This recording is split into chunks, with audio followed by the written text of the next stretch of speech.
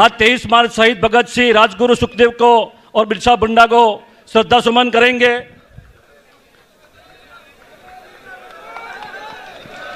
बिरसा मुंडा, बिरसा मुंडा, बिरसा लड़े थे गौरव से, बिरसा लड़े थे गौरव से, जय जोहर का नारा है, जय जोहर का नारा है, जड़ जंगल जमीन हमारा है। आदिवासी भाइयों और बहनों, आप सबका यहाँ बहुत बहुत स्वागत, नमस्कार।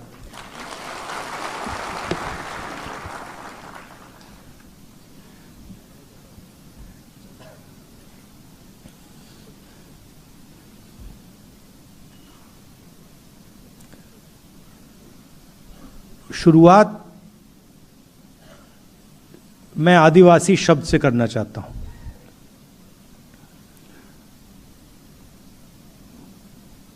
आदिवासी शब्द का बहुत गहरा मतलब है। आदिवासी मतलब ओरिजिनल हिंदुस्तान के जो मालिक थे।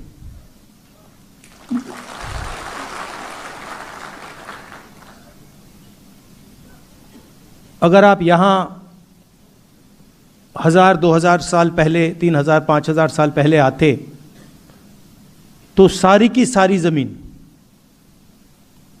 आदिवासियों के हाथ में थी। इस बात को कोई डिस्प्यूट नहीं करता, ये सच्चाई है। और आपकी पूरी की पूरी हिस्ट्री जो है वो एक प्रकार से आपकी जमीन खोने की हिस्ट्री है। पहले पूरे देश की जमीन आपकी थी। आस्ते आस्ते आस्ते आस्ते आस्ते आस्ते आस्ते आपको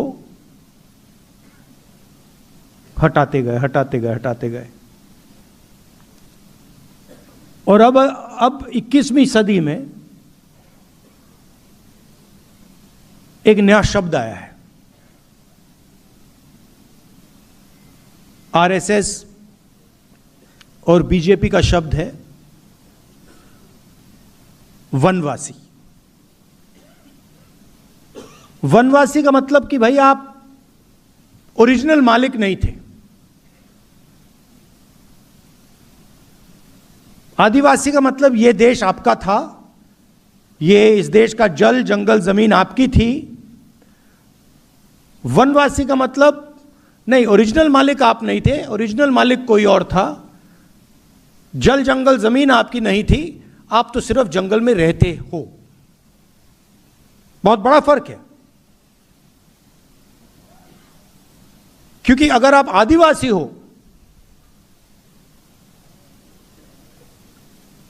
तो फिर इस देश का आप पर कर्ज है। आपकी जमीन ली गई, आपका जल, आपका जंगल, आपकी जमीन वो आपसे छीनी गई। इसका मतलब आप पर कर्ज है। वनवासी मतलब कुछ नहीं। वनवासी मतलब आप तो जंगल में रहते हो भाई, क्या लेना देना। और वनवासी बिरसा मुंडा जी जो हैं, इनकी सोच पर आक्रमण है।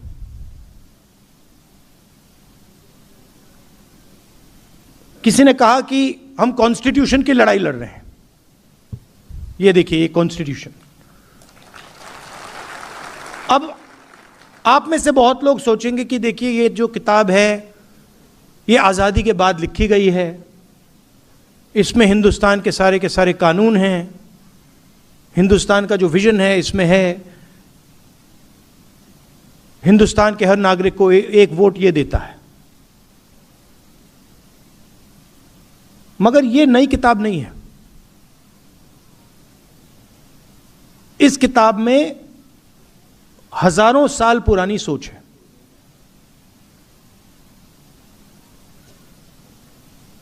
बीजेपी के लोग, मोदी जी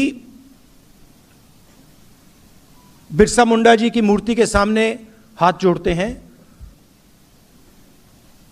अंबेडकर जी की मूर्ति के सामने हाथ जोड़ते हैं, फूले जी के मूर्ति के सामने हाथ जोड़ते हैं, गांधी जी की मूर्ति के सामने हाथ जोड़ते हैं।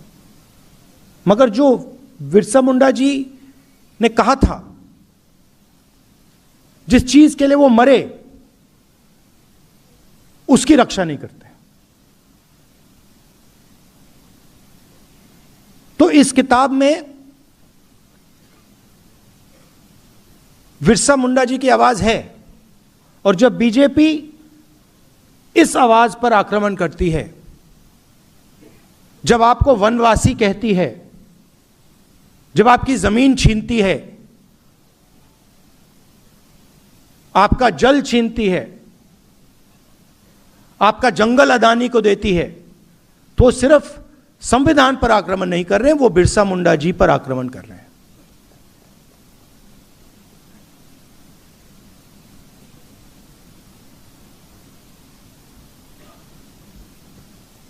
और आजकल फैशन बन गया है, जो एक स्पीकर ने कहा,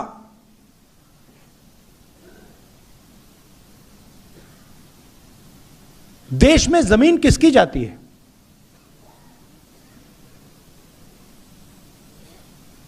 जब भी विकास की बात आती है, सीधा आदिवासी की जमीन छीन लेते हैं। स्टैचू बनानी है,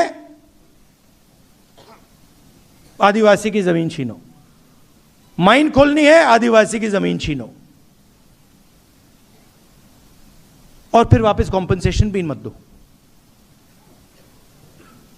मतलब आपके कोई अधिकार नहीं है, कोई हक नहीं है।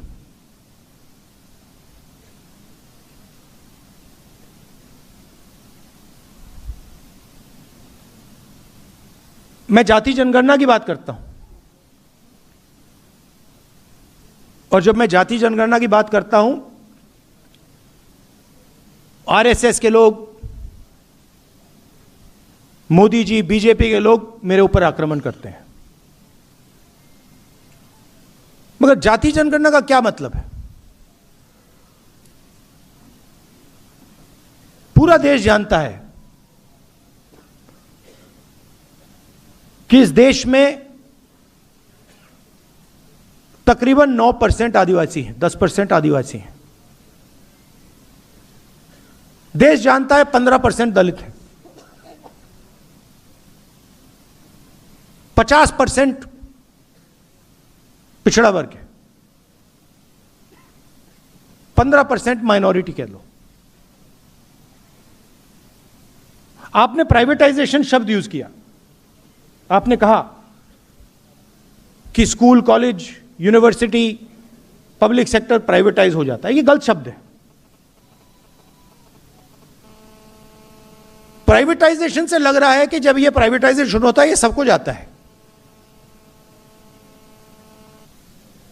इस शब्द से यह लगता है कि भैया प्राइवेटाइजेशन होता है तो आदिवासियों को भी मिलता है, दलितों को भी मिलता है, पिछड़ों को भी मिलता है।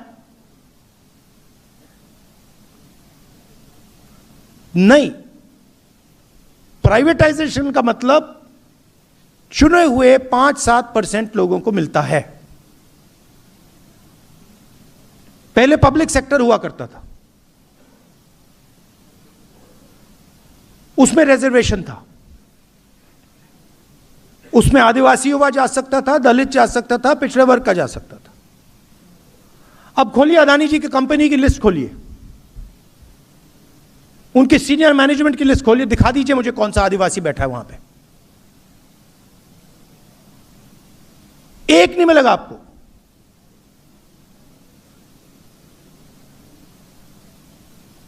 बड़े बड़े ब्यूरोक्रेट्स की लिस्ट निकाल दीजिए। कुछ साल पहले धूमधाम से बजट का रिलीज हुआ, 11 अफसर खड़े थे, फोटो ली गई, और मैंने सवाल पूछा कि भैया ये जो 11 अफसर हैं, इनमें 90% का तो कोई है ही नहीं। मतलब पूरे देश का धन बांटा जा रहा है, लाखों करोड़ रुपए बांटे जा रहे हैं, और लाइन में आपको ना एक आदिवासी, ना दलित, ना पिछड़ा,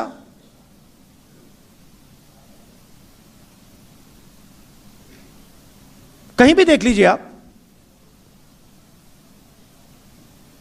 प्राइवेट अस्पतालों की लिस्ट निकालिए, उनके मालिकों की लिस्ट निकालिए, दिखा दीजिए आदिवासी का कौन सा अस्पताल है। बड़ी बड़ी यूनिवर्सिटीज, कॉलेजेस की लिस्ट निकालिए, दिखा दीजिए मुझे उनका आदिवासी मालिक कहां है। कॉर्पोरेट इंडिया खोलिए, उनकी लिस्ट निकालिए, 500 सबसे बड़ी कंपनियां जिनका लाखों करोड़ रुपए ऐसे माफ हो जाता है। 1 सेकंड लगता है मोदी जी को 16 लाख करोड़ रुपए उनका माफ किया गया है।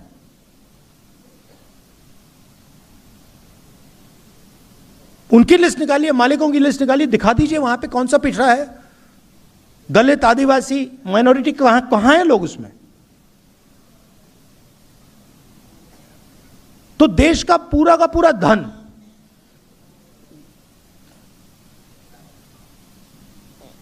आपसे छीना जा रहा है। आप जीएसटी देते हो ना, देते हो नहीं देते हो, देते हो ना। ये आप कपड़े पहने हैं, इसमें जीएसटी जाती है ना।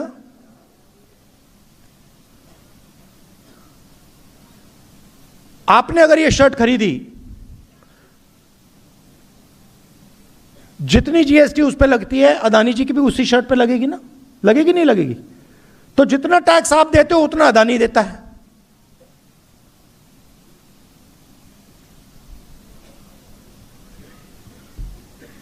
उसकी आमदनी देखिए, आपकी आमदनी देखिए।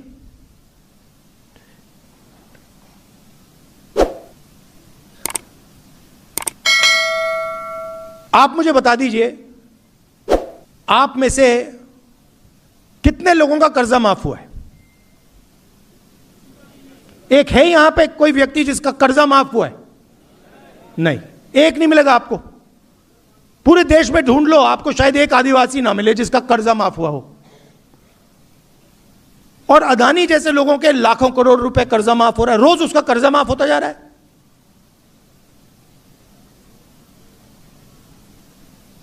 तो जाति जनगणना का मतलब है कि यह पता लगाना, जैसे तेलंगाना में हमने कर दिया है,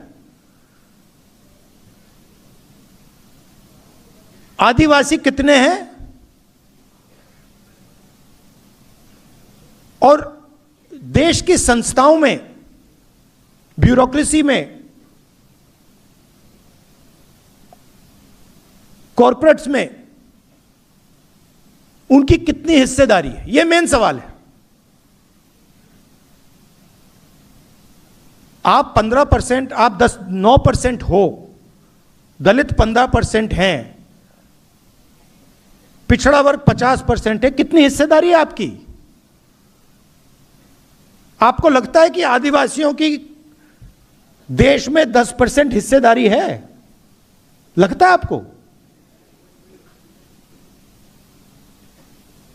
तो लंबे भाषण होते हैं,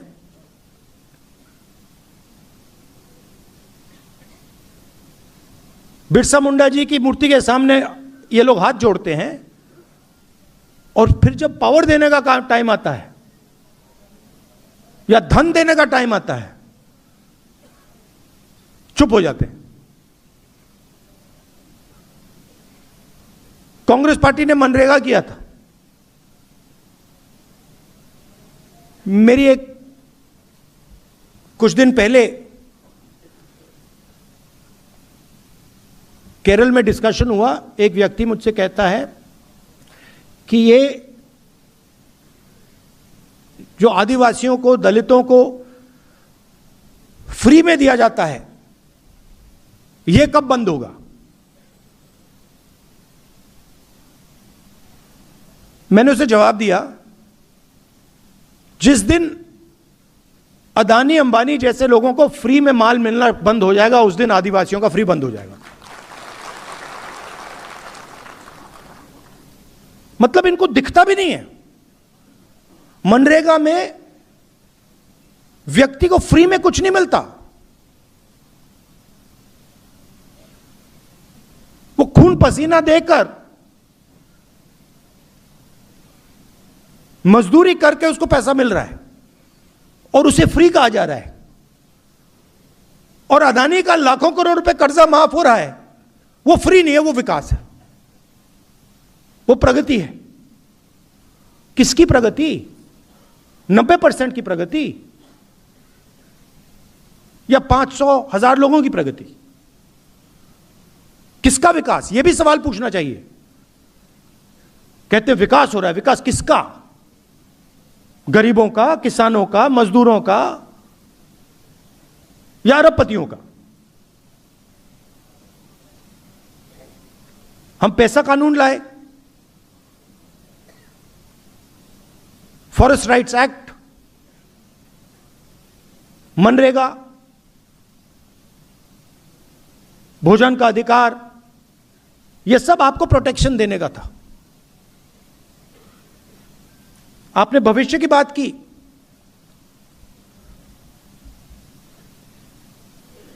सारे के सारे कॉलेजेस, स्कूल्स, यूनिवर्सिटीज गुजरात में तो सारे बंद कर दिए हैं, स्कूल कॉलेज सब बंद कर दिए हैं, पूरा प्राइवेटाइज कर दिया है। तो इस दुनिया में, इस प्राइवेटाइज दुनिया में आपको शिक्षा कहां से मिलेगी? कैसे मिलेगी? बिना हाई क्वालिटी सरकारी स्कूल, बिना हाई क्वालिटी सरकारी यूनिवर्सिटी, बिना हाई क्वालिटी सरकारी कॉलेजेस आपको शिक्षा नहीं मिल सकती, आपके बच्चों को शिक्षा नहीं मिल सकती।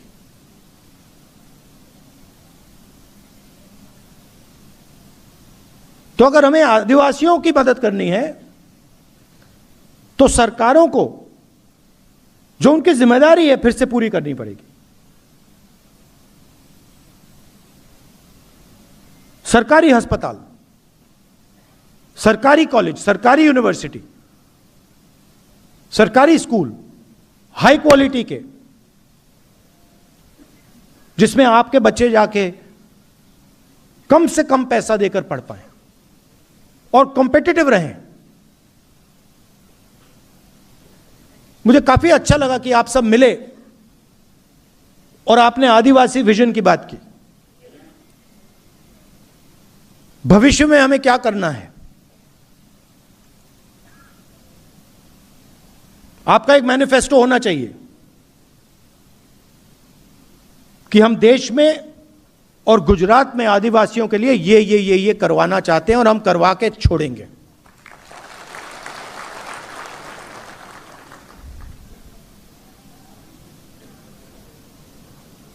और सबसे जरूरी चीज ये संविधान है। हम शिक्षा की बात कर रहे हैं। आज वाइस चांसलर्स की लिस्ट निकालिए, आपको सिर्फ आरएसएस के लोग मिलेंगे।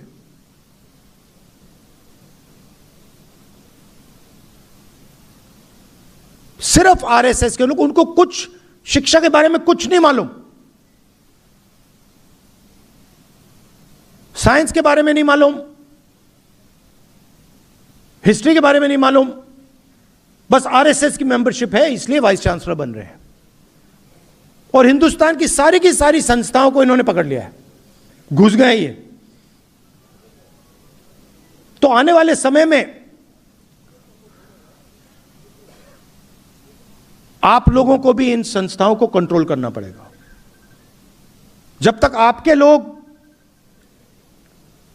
ब्यूरोक्रेसी में, पुलिस में, जुडिशरी में नहीं आएंगे, तब तक आपका फायदा नहीं होने वाला है। और यही आपकी रक्षा करता है। और ये लगे हुए हैं, मैं बता रहा हूं, ये लगे हुए हैं इसको खत्म करने में, क्योंकि इस बात को मानने को तैयार नहीं है कि हिंदुस्तान के हर नागरिक को एक वोट मिलना चाहिए।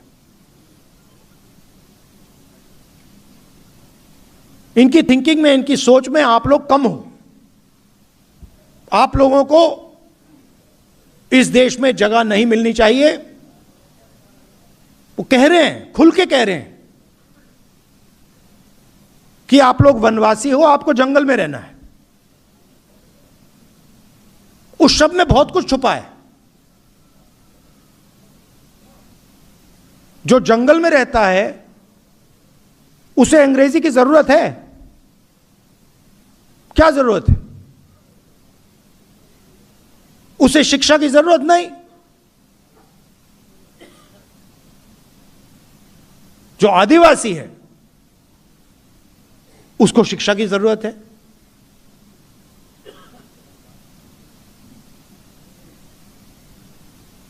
तो इस शब्द में पूरा का पूरा इनकी थिंकिंग छुपी हुई है।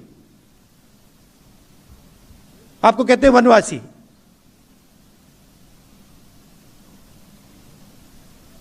हिंदुस्तान में जंगल बढ़ रहा है, कम हो रहा है?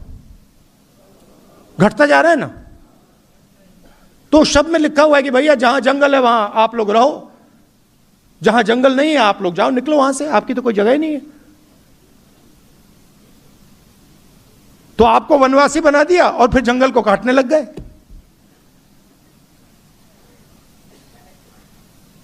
जब जंगल खत्म हो जाएगा फिर आप लोग मजदूरी करोगे। मगर अगर आदिवासी शब्द का प्रयोग किया गया तो फिर सवाल उठता है कि हमारा जंगल है, कैसे काट रहे हो, कैसे ले रहे हो? हमारा जल है, हमारी जमीन है, कैसे ले रहे हो? बिना पंचायत के पूछे कैसे ले रहे हो? धमका के कैसे ले रहे हो? फिर ये सारी बातें शुरू हो जाती। इसीलिए ये चाहते हैं कि आप लोग वनवासी बनो, अपना हक मत मांगो, अपने बच्चों के लिए शिक्षा मत लो। आप लोग या जंगल में रहो और जब जंगल खत्म हो जाएगा फिर मजदूरी करो। ये हम नहीं चाहते। हम चाहते हैं कि इस देश में जितनी जगह दूसरे लोगों को मिलती है उतनी आपको मिले। बेहतरीन कॉलेजेस और यूनिवर्सिटीज में आपके बच्चे पढ़ें। हिंदुस्तान की सबसे बड़ी कंपनियों में आपके लोग काम करें, आपके बच्चे काम करें। जब सीईओज की लिस्ट निकाली जाए उस लिस्ट में आदिवासी नाम दिखे, ऐसा भविष्य हम चाहते हैं। यही लड़ाई। और आप जानते हो जो आपने कहा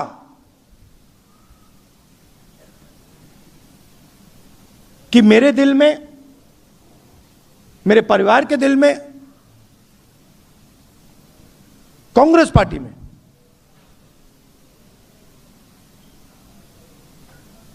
आपके लिए बहुत जगह है, प्यार है, मोहब्बत है। आपने मुझसे कहा, अभी कहा कि आदिवासी एरिया में मुझे यात्रा करनी चाहिए। यह अच्छा सुझाव है।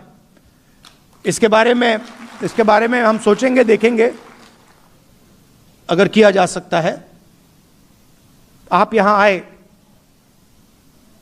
इतने प्यार से आपने मेरी बात सुनी। देश में नफरत फैलाई जा रही है, हिंसा फैलाई जा रही है।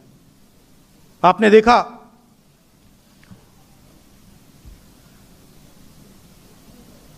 ईरान में युद्ध हो रहा है।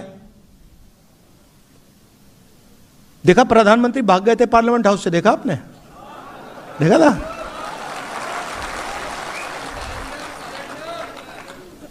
सुना है मैंने 25 मिनट का भाषण किया। मैं आपको गारंटी कह रहा हूं, लिख के रख लो, पार्लियामेंट हाउस में डिबेट नहीं कर सकते।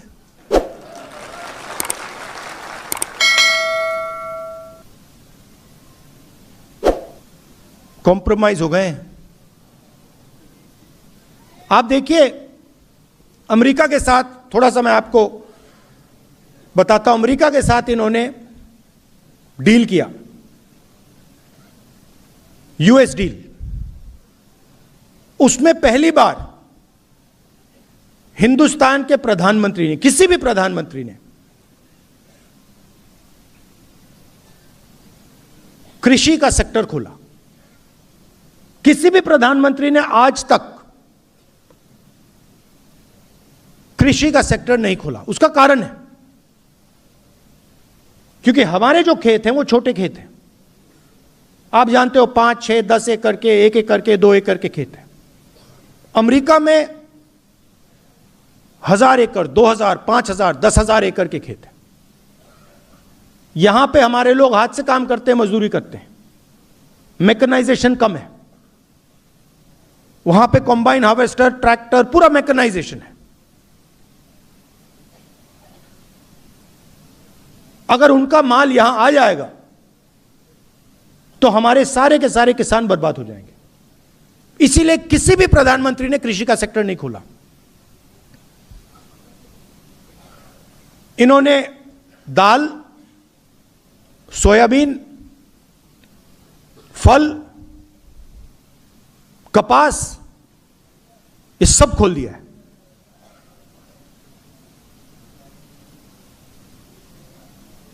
चार महीने के लिए नहीं खोलना चाह रहे थे। 4 महीने वो फंसा हुआ था और मैं पूछ रहा था क्यों फंसा है। सरकार के लोग कह रहे थे कि क्योंकि कृषि का सेक्टर नहीं खुलना।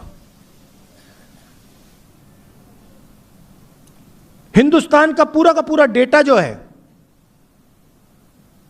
जो इस देश की पूंजी है, आप 21वीं सदी में, 20वीं, पिछली सदी में जो तेल की जगह होती थी, 21वीं सदी में वो डेटा है। जिसके पास डेटा है उसकी प्रगति होने वाली है। पूरा का पूरा हिंदुस्तान का डेटा नरेंद्र मोदी ने अमेरिका को पकड़ा दिया।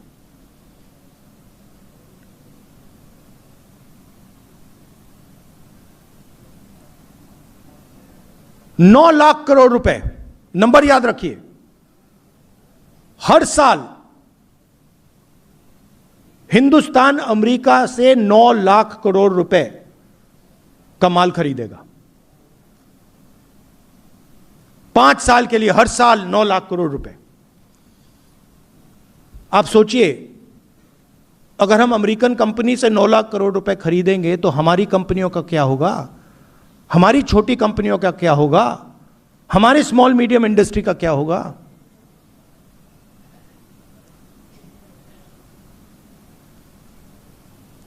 अमेरिका का जो टैक्स था वो 0 कर दिया और हमारा पहले से ज्यादा कर दिया।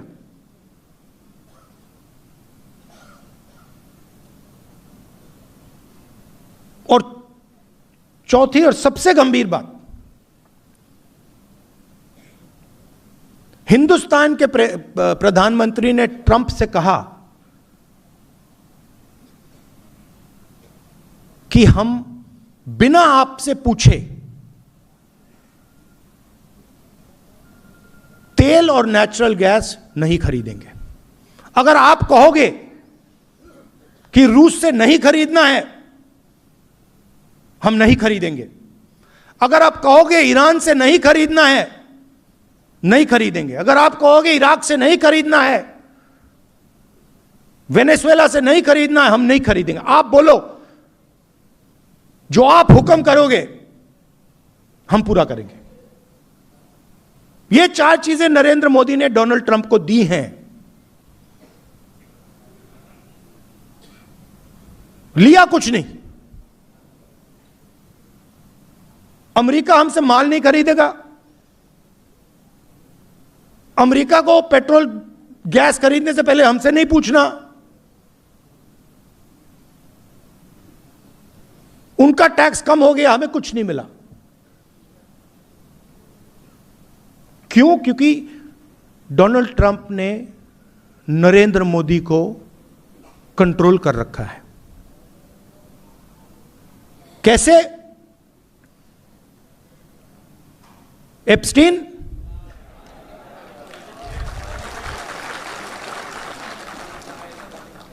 वो हैं 4-5 तरीके, मगर मैं आपको सिर्फ 2 बता रहा हूं आज।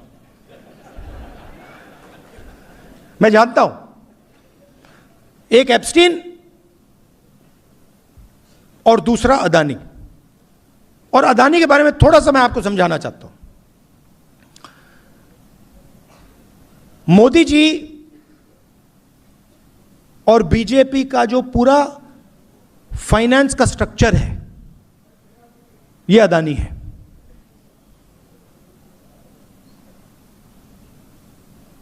अदानी आम कंपनी नहीं है, इस बात को आप समझिए।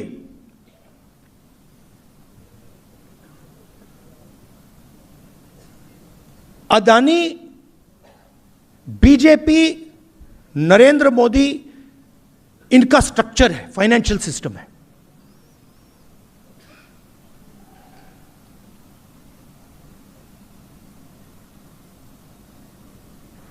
पोर्ट पकड़ा दिए, एयरपोर्ट दे दिए, सीमेंट की कंपनी दे दी, मुंबई का एयरपोर्ट उठा के दे दिया,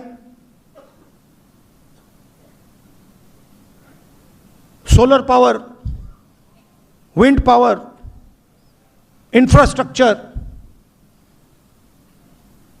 सारा का सारा इस व्यक्ति को दिया। क्या लगता है आपको, यह काम फ्री में हो रहा है क्या? फ्री में हो रहा है?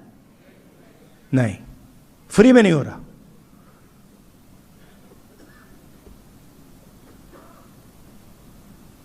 और इस कंपनी पर अमेरिका में कोर्ट केस लगा दिया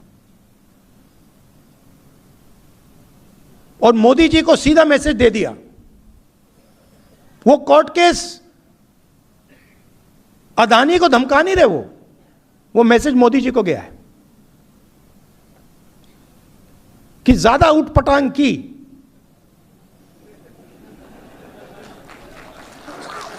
हिंदुस्तान के लोगों के साथ ड्रामा करना है, कर लो, हमारे साथ ड्रामा किया ना तूने,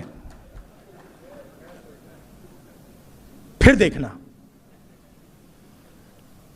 पूरा का पूरा रिकॉर्ड उनके हाथ में भाई।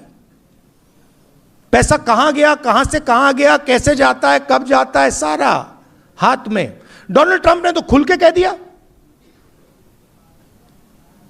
गूगल पे जाइए देखिए, वो तो कह रहा है कि भैया मैं नरेंद्र मोदी के करियर को खत्म कर दूं जब चाहता हूं,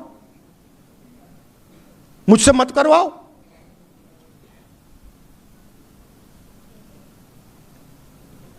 तो कंट्रोल उनके हाथ में है।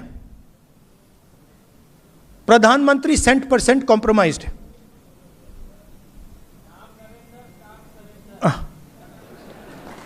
बट नहीं, अब आप बोल रहे हो मगर नुकसान किसका हो रहा है? आपका हो रहा है। आपका भयंकर नुकसान हो रहा है आदिवासियों का।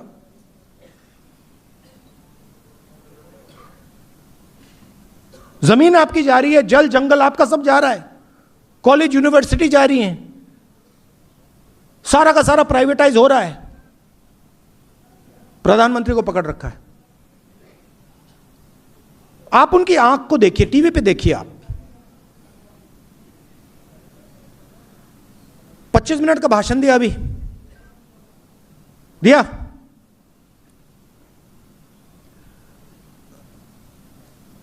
आप बताइए, अमेरिका के खिलाफ कुछ बोला?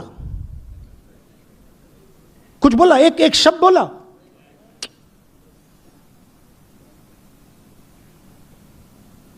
%% कंट्रोल में है।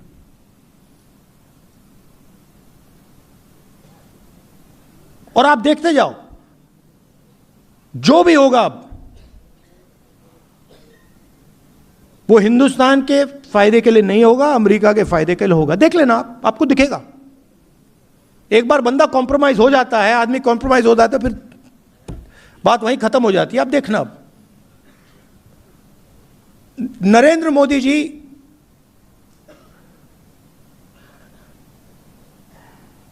ट्रंप के सामने चूं तक नहीं कर सकता है। बता रहा हूं आपको, मैं सच बोलता हूं। ट्रंप कहता है कि हिंदुस्तान और पाकिस्तान का युद्ध उसने रुकवाया। आप देखो क्या अपमान, हमारी सेना का अपमान कर रहा है। कहता है हिंदुस्तान के जहाज गिरे, 7 जहाज गिरे, मैंने युद्ध रुकवाया। मोदी जी के मुंह से चूं तक आवाज नहीं निकली।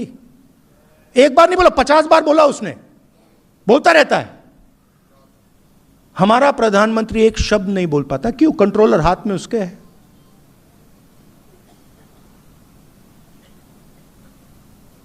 और अंत में जब मोदी जी का कंट्रोल उधर है तो सबसे ज्यादा चोट आपको लगती है। क्योंकि आपका प्रधानमंत्री आपके लिए काम ही नहीं कर रहा है, आपकी रक्षा ही नहीं कर सकता।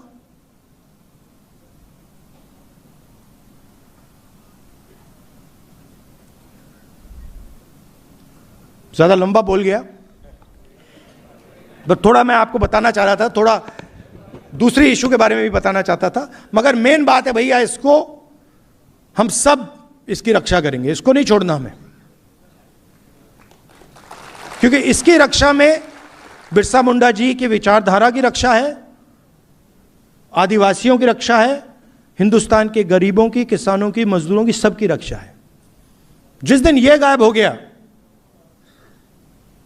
उस दिन कुछ नहीं बचेगा हमारा, आपका, आदिवासियों का। बहुत बहुत धन्यवाद, नमस्कार, जय हिंद।